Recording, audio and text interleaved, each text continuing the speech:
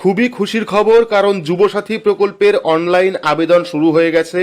আপনারা বাড়ি বসে নিজের স্মার্টফোনের মাধ্যমে বা কম্পিউটারের মাধ্যমে যুবসাথী প্রকল্পের জন্য অনলাইন আবেদন করতে পারবেন।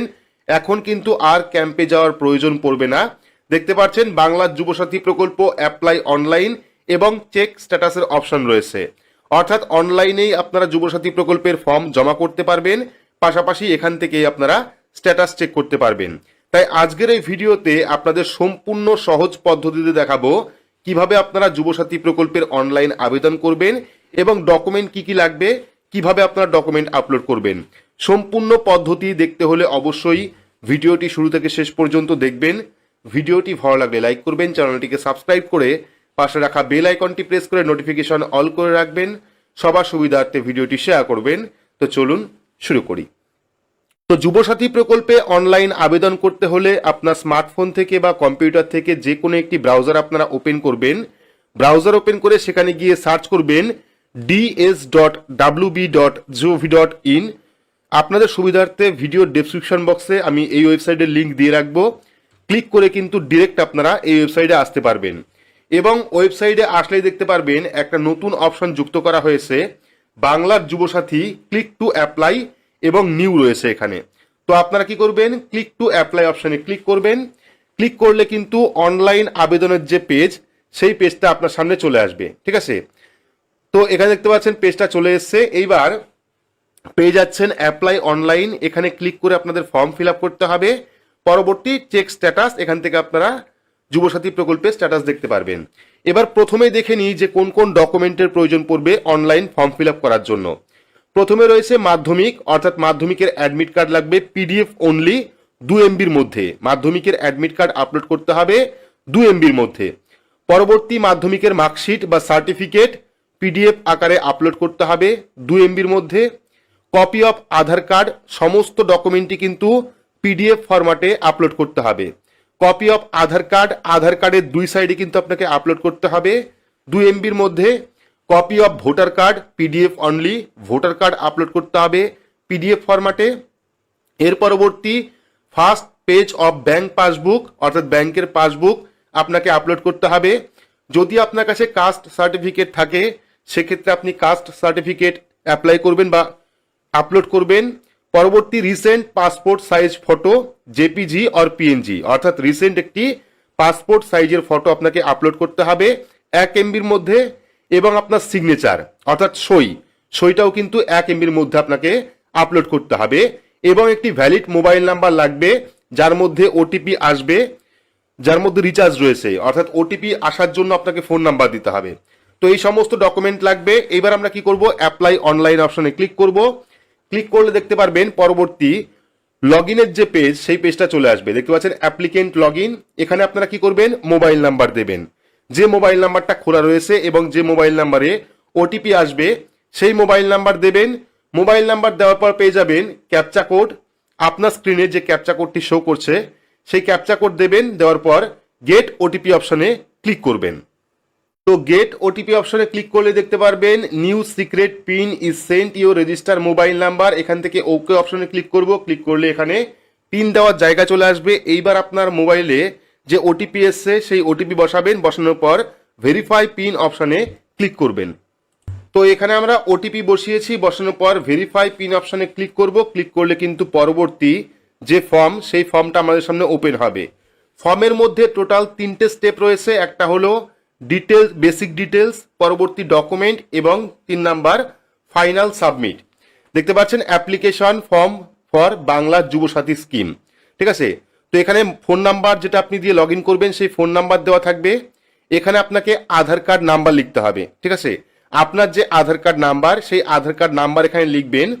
আধার কার্ড নাম্বার লেখার পর পেয়ে যাবেন বেনিফিশিয়ারি নেম অ্যাজ পার মাধ্যমিক সার্টিফিকেট বা অ্যাডমিট, অর্থাৎ মাধ্যমিকের অ্যাডমিট কার্ড অনুযায়ী আপনার কিন্তু নাম লিখতে হবে। প্রথমে নাম লিখবেন বড় হাতের, নাম লেখার পর মিডিল নেম যদি থাকে সেক্ষেত্রে মিডিল নেম লিখবেন, না থাকলে লেখার দরকার নেই। পরবর্তী লাস্ট নেম অর্থাৎ পদবি এখানে লিখবেন।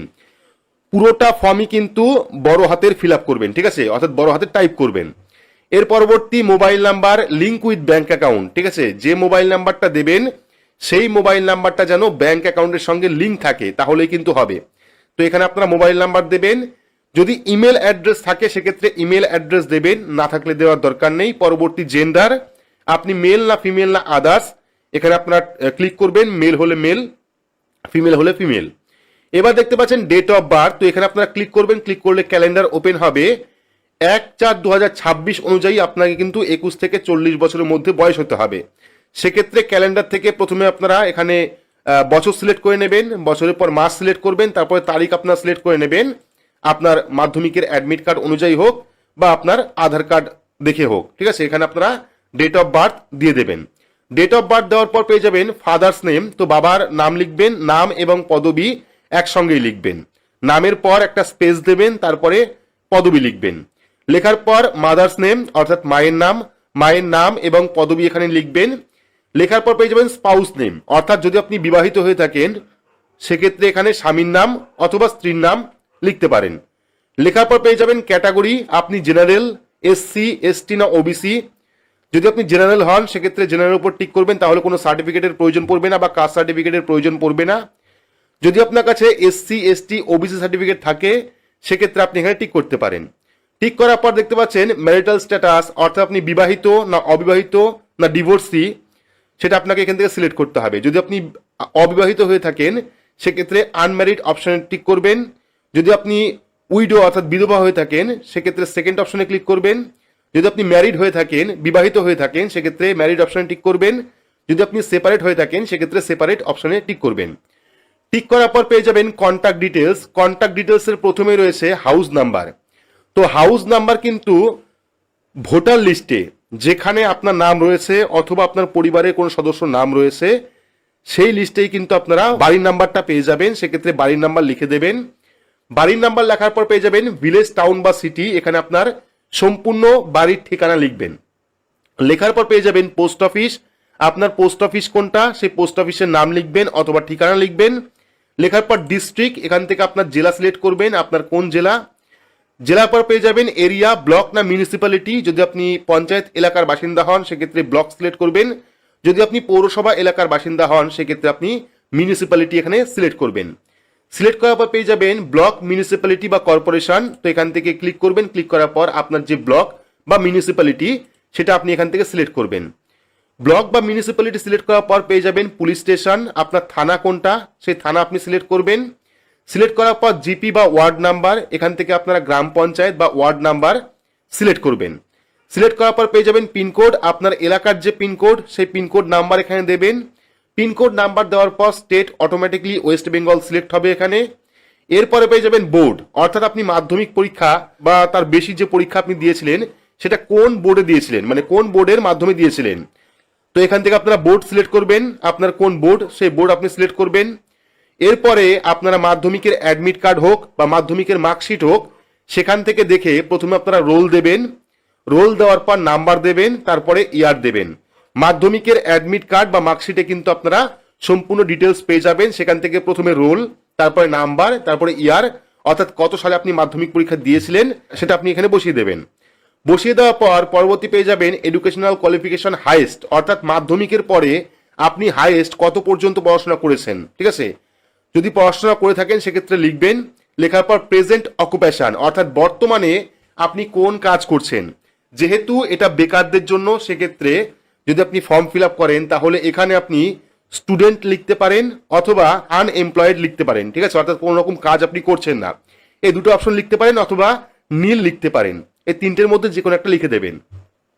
লিখে দেওয়ার পর পেয়ে যাবেন ব্যাংক অ্যাকাউন্ট ডিটেলস, আধার লিঙ্ক, অর্থাৎ আধার লিঙ্কে ব্যাংক অ্যাকাউন্ট নাম্বার ডিটেলস দিতে হবে। আমি আজকে কিন্তু আপনাদের বলেছিলাম যে ডিবিটির মাধ্যমে কিন্তু টাকা দেবে, সেক্ষেত্রে আপনার কোন ব্যাংক অ্যাকাউন্টের সঙ্গে আধার কার্ড লিঙ্ক রয়েছে সেই ব্যাংক অ্যাকাউন্ট নাম্বার দেবেন। তো ব্যাংক অ্যাকাউন্টের প্রথমে রয়েছে ব্যাংকের নাম, এখানে আপনারা ব্যাংকের নাম লিখবেন। আপনার কোন ব্যাংকে অ্যাকাউন্ট রয়েছে সেই ব্যাংকের নাম লিখবেন। লেখার পর ব্যাংকের ব্রাঞ্চ কোনটা সেই ব্যাংকের ব্রাঞ্চের নাম লিখবেন। লেখার পর পেয়ে যাবেন ব্যাংক অ্যাকাউন্ট নাম্বার, আপনার ব্যাংক অ্যাকাউন্ট নাম্বার লিখবেন এখানে। ব্যাংক অ্যাকাউন্ট নাম্বার লেখার পর পেয়ে যাবেন আইএফএসসি কোড, আপনারা ব্যাংকের আইএফএসসি কোড নাম্বারটা লিখে দেবেন। ব্যাংকের আইএফএসসি কোড আপনারা চেকবুকের পাতায় পেয়ে যাবেন অথবা আপনারা ব্যাংকের পাসবুকের প্রথম পাতায় পেয়ে যাবেন। সমস্ত ডিটেলস এখান থেকে লিখে দেবেন। লিখে দেওয়ার পর দেখতে পাচ্ছেন এখানে একটা অপশন রয়েছে, যদি আপনি বর্তমানে সরকারি কোনো সহায়তা পেয়ে থাকেন, যেমন লক্ষ্মীর ভান্ডার প্রকল্প, বিভিন্ন সামাজিক প্রকল্প, কৃষক বন্ধু প্রকল্প, বিধবা ভাতা প্রকল্প, এই সমস্ত প্রকল্পের টাকা যদি পেয়ে থাকেন সেক্ষেত্রে আপনাকে ইয়েস করতে হবে। আর যদি এই সমস্ত প্রকল্পের টাকা আপনি না পেয়ে থাকেন সেক্ষেত্রে নো করতে হবে। জানিয়ে রাখি, কোনো রকম সরকারি প্রকল্পের টাকা পেলে আপনি কিন্তু এই প্রকল্পের জন্য আবেদন করতে পারবেন না। তবে যদি আপনি কোনো স্কলারশিপ পেয়ে থাকেন সেক্ষেত্রে কিন্তু আপনি এই প্রকল্পের জন্য আবেদন করতে পারবেন। তো এখান থেকে নো করলেই কিন্তু আপনারা এই প্রকল্পের টাকা পাবেন, না হলে কিন্তু পাবেন না, ঠিক আছে। তো এরপর চলে এসছে, যদি আপনি ইয়েস করেন তাহলে এখানে কোন প্রকল্পের টাকা আপনি পাচ্ছেন বা সুবিধা পাচ্ছেন সেটা আপনাকে লিখতে হবে। তো যেহেতু আমরা কোনো সরকারি সুবিধা পাচ্ছি না সেক্ষেত্রে নো অপশনে ক্লিক করব। ক্লিক করার পর সেভ বেসিক ডিটেলস অপশনে ক্লিক করব। ক্লিক করলে কিন্তু পরবর্তী যে ডকুমেন্টের পেজ সেই ডকুমেন্টের পেজ চলে আসবে। তো এবার ফার্স্ট পেজ ফিল আপ করার পর পরবর্তী ডকুমেন্টের পেজ চলে আসবে, যেখানে প্রথমে আপনাকে মাধ্যমিকের অ্যাডমিট কার্ড এখানে আপলোড করতে হবে। সেটা হবে 2 MBর মধ্যে, ঠিক আছে। তো মাধ্যমিকের অ্যাডমিট কার্ড আপলোড করার জন্য চুজ ফাইল অপশনে ক্লিক করবেন, আপনার গ্যালারি ওপেন হবে, সেখান থেকে আপনারা মাধ্যমিকের অ্যাডমিট কার্ড এখানে আপলোড করে দেবেন। মাধ্যমিকের অ্যাডমিট কার্ড আপলোড করার পর পেয়ে যাবেন মাধ্যমিক বা আদার্স কোনো মার্কশিট, সেক্ষেত্রে চুজ ফাইল অপশনে ক্লিক করবেন, এখান থেকে মাধ্যমিকের যে মার্কশিট সেটা আপনারা এখানে আপলোড করবেন। আপলোড করার পর কপি অফ আধার কার্ড, জানিয়ে রাখি আধার কার্ডের 2 সাইডই কিন্তু আপনাদের আপলোড করতে হবে। সেক্ষেত্রে PDF আকারে আপনারা আধার কার্ডটি আপলোড করবেন। আপলোড করার জন্য চুজ ফাইল অপশনে ক্লিক করবেন, আপনার গ্যালারি ওপেন হবে, সেখান থেকে আপনারা আধার কার্ডের যে কপি সেটা আপনারা আপলোড করবেন। আপলোড করার পর পেয়ে যাবেন কপি অফ ভোটার কার্ড, ঠিক আছে। তো এখানে আপনাদের ভোটার কার্ডও কিন্তু এখানে আপলোড করতে হবে, ঠিক আছে। সেক্ষেত্রে চুজ ফাইল অপশনে ক্লিক করবেন, গ্যালারি ওপেন হবে, সেখান থেকে আপনার ভোটার কার্ড এখানে আপলোড করে দেবেন। এর পরবর্তী first page of bank passbook, ব্যাংকের পাসবুকের প্রথম পাতা কপি এখানে আপলোড করতে হবে। তার জন্য চুজ ফাইল অপশনে ক্লিক করবেন, গ্যালারি থেকে আপনার ব্যাংকের পাসবুকের প্রথম পাতা এখানে আপলোড করে দেবেন। আপলোড করার পর যদি আপনার কাছে কাস্ট সার্টিফিকেট থাকে সেক্ষেত্রে এখানে আপলোড করতে পারেন, এখানে কিন্তু স্টার মার্ক দেওয়া নেই, আপলোড করলেও চলবে, না করলেও চলবে। তো এবার ডকুমেন্ট তো আপনি আপলোড করবেন, সেই ডকুমেন্ট অরিজিনাল আপলোড করবেন নাকি জেরক্স কপি আপলোড করবেন। তো এখানে কিন্তু গাইডলাইনে বলা হয়েছে যেখানে মাধ্যমিকের যে অ্যাডমিট কার্ড সেটা আপনাকে অরিজিনাল আপলোড করতে হবে PDF আকারে। পরবর্তী মাধ্যমিকের যে মার্কশিট সেই মার্কশিটও কিন্তু অরিজিনাল আপলোড করতে হবে PDF আকারে। এর পরবর্তী দেখতে পাচ্ছেন কপি অফ আধার কার্ড, এখানে কিন্তু বলা হয়েছে কপি অফ আধার কার্ড অর্থাৎ আধার কার্ডের জেরক্স কপি 2 সাইডই 1 পৃষ্ঠার মধ্যে জেরক্স করবেন, নিচে সই করবেন, সেই কপি PDF আকারে আপলোড করবেন, জেরক্স কপি নিচে সই থাকতে হবে। পরবর্তী ভোটার কার্ডও কিন্তু বলেছে কপি অফ ভোটার কার্ডের জেরক্স আপলোড করতে হবে। যে কটা ডকুমেন্ট আপনি জেরক্স আপলোড করবেন প্রত্যেকটা ডকুমেন্টের নিজের সই থাকতে হবে, ঠিক আছে। তো 2 সাইড ভোটার কার্ডের 2 সাইডে কিন্তু আপলোড করতে হবে। পরবর্তী ফার্স্ট পেজ অফ ব্যাংক পাসবুকের অরিজিনাল যে কপি রয়েছে আপনি ফটো তুলবেন, সেই ফটো এখানে আপলোড করবেন। পরবর্তী copy of SC ST OBC certificate, যদি কাস্ট সার্টিফিকেট থাকে তারও কিন্তু জেরক্স কপি আপলোড করতে হবে। রিসেন্ট পাসপোর্ট সাইজ ফটো আপনি আপলোড করবেন JPG বা PNG ফরম্যাটে, এবং সিগনেচারও কিন্তু আপনাকে JPG অথবা PNG ফরম্যাটে আপলোড করতে হবে। এর পরবর্তী রিসেন্ট পাসপোর্ট সাইজ ফটো, এখানে একটি রিসেন্ট পাসপোর্ট সাইজের ফটো আপলোড করতে হবে। ব্যাকগ্রাউন্ড চেষ্টা করবেন সাদা বা হালকা নীল যে ব্যাকগ্রাউন্ড থাকে সেই ব্যাকগ্রাউন্ডের ছবি আপলোড করার জন্য। পরবর্তী সিগনেচার অফ অ্যাপ্লিকেন্ট, আপনার একটি সিগনেচার এখানে আপলোড করতে হবে। একটি সাদা পৃষ্ঠায় আপনার সিগনেচার করবেন এবং সেটিকে PDF আকারে এখানে আপলোড করে দেবেন। চুজ ফাইল অপশনে ক্লিক করবেন, গ্যালারি ওপেন হবে, সেখান থেকে আপনার যে সিগনেচার বা সই সেটা আপনি আপলোড করবেন। আপলোড করার পর সেভ ডকুমেন্টস অপশনে ক্লিক করবেন। তো এখানে যাবতীয় ডকুমেন্ট আপলোড করার পর সেভ ডকুমেন্ট অপশনে ক্লিক করবেন, তাহলে কিন্তু ডকুমেন্টটা সেভ হয়ে যাবে। এবং ডকুমেন্ট সেভ হয়ে যাওয়ার পর পরবর্তী লাস্ট যে স্টেপ সেই স্টেপ আপনার সামনে ওপেন হবে। তো সমস্ত ডকুমেন্ট আপলোড করলেই কিন্তু পরবর্তী লাস্ট স্টেপ অর্থাৎ ফাইনাল সাবমিটের অপশন চলে আসবে, যেখানে কিন্তু আপনাকে কয়েকটি গুরুত্বপূর্ণ গাইডলাইন দেখাবে। তো এখান থেকে সেলফ ডিক্লারেশনে আপনি টার্মস অ্যান্ড কন্ডিশনকে অ্যাকসেপ্ট করবেন। টার্মস অ্যান্ড কন্ডিশন অ্যাকসেপ্ট করার পর ফাইনাল সাবমিট অপশনে ক্লিক করবেন, তাহলেই কিন্তু আপনার ফর্মটি সাবমিট হয়ে যাবে এবং সঙ্গে সঙ্গে আপনাকে একটি অ্যাকনলেজমেন্ট স্লিপ দিয়ে দেবে। তো এখানে যখনই আপনার ফর্মটি ফাইনাল সাবমিট হয়ে যাবে, ফাইনাল সাবমিট হয়ে গেলেই কিন্তু আপনি একটি অ্যাপ্লিকেশন নাম্বার পেয়ে যাবেন।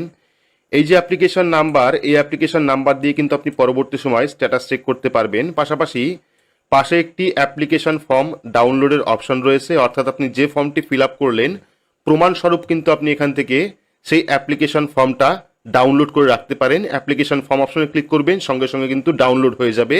এবং এখানেও কিন্তু বলা রয়েছে after successful submission download the application form and the retain of the future reference, অর্থাৎ এটা কিন্তু আপনাকে ডাউনলোড করে রাখতে বলছে। তো এটা গেল ফর্ম ফিল আপ পদ্ধতি এবং ফর্ম সাবমিট পদ্ধতি। এবার ফর্ম সাবমিট করার পর বা আপনি যদি দুয়ারে সরকার ক্যাম্পে যুবসাথী প্রকল্পের ফর্ম জমা করে থাকেন, সেক্ষেত্রে আপনি অবশ্যই অ্যাকনলেজমেন্ট স্লিপে দুয়ারে সরকার রেজিস্ট্রেশন নাম্বার পেয়েছিলেন, এবং যদি আপনি অনলাইন থেকে আবেদন করেন সেক্ষেত্রেও অ্যাপ্লিকেশন নাম্বার আপনি পেয়েছেন। তো এবার কিন্তু আপনাদের সেই অ্যাপ্লিকেশন নাম্বার দিয়ে স্ট্যাটাস চেক করতে হবে। তো স্ট্যাটাস আপনারা কিভাবে চেক করবেন সেটাও আমি দেখাচ্ছি। তো এবার যুবসাথী প্রকল্পে স্ট্যাটাস চেক করার জন্য আপনারা আবারও হোম পেজে চলে আসবেন। চলে আসার পর দেখতে পারবেন চেক স্ট্যাটাসের অপশন রয়েছে। এই চেক স্ট্যাটাস অপশনে ক্লিক করবেন। ক্লিক করলে কিন্তু লগ ইনের একটি পেজ আপনার সামনে চলে আসবে। এবার যে মোবাইল নাম্বার আপনি দিয়েছিলেন অনলাইন ফর্ম ফিল আপ করার সময় অথবা অফলাইন ফর্ম ফিল আপ করার সময়, সেই মোবাইল নাম্বার দেবেন। দেওয়ার পর যে ক্যাপচা কোড দেখতে পাবেন সেই ক্যাপচা কোডটা ফিল করে গেট ওটিপি অপশনে ক্লিক করবেন। তো এখনো কিন্তু স্ট্যাটাস দেখার পেজটা ঠিকমতো কাজ করছে না। যখনই আমি চেক স্ট্যাটাসে ক্লিক করছি তখন লগ ইনের অপশন আসছে, এবং লগ ইনে যখনই আমরা ওটিপি দিচ্ছি তখনই কিন্তু নতুন করে আবার ফর্ম ওপেন হচ্ছে। তো হয়তো বা শুধুমাত্র এটা অনলাইনের জন্য, অর্থাৎ অনলাইন দিয়ে যদি আপনি সেম ফোন নাম্বার দিয়ে রেজিস্ট্রেশন করেন সেক্ষেত্রে হয়তো সঙ্গে সঙ্গে স্ট্যাটাস দেখিয়ে দেবে। বাকি পরবর্তী সময় কোন আপডেট আসে, অর্থাৎ স্ট্যাটাস চেক করা যায় কিনা সেটাও আমি দেখাবো। বাকি সম্পূর্ণ ফর্ম ফিল আপ পদ্ধতি দেখালাম, কিভাবে আপনারা যুবসাথী প্রকল্পের অনলাইন ফর্ম ফিল আপ করবেন, ডকুমেন্ট কোন পদ্ধতিতে আপলোড করবেন, পাশাপাশি অ্যাপ্লিকেশন নাম্বার আপনারা কিভাবে পাবেন, ডিটেলস কিন্তু ভিডিওর মাধ্যমে দেখালাম। তো ভিডিওটি আপনাদের কেমন লাগলো অবশ্যই কমেন্ট বক্সে কমেন্ট করে জানাবেন। ভিডিওটি ভালো লাগলে লাইক করবেন, চ্যানেলটিকে সাবস্ক্রাইব করে পাশে রাখা বেল আইকনটি প্রেস করে নোটিফিকেশন অল করে রাখবেন। সবার সুবিধার্থে ভিডিওটি শেয়ার করবেন। তো আজকের মতো এইটুকুই, ধন্যবাদ।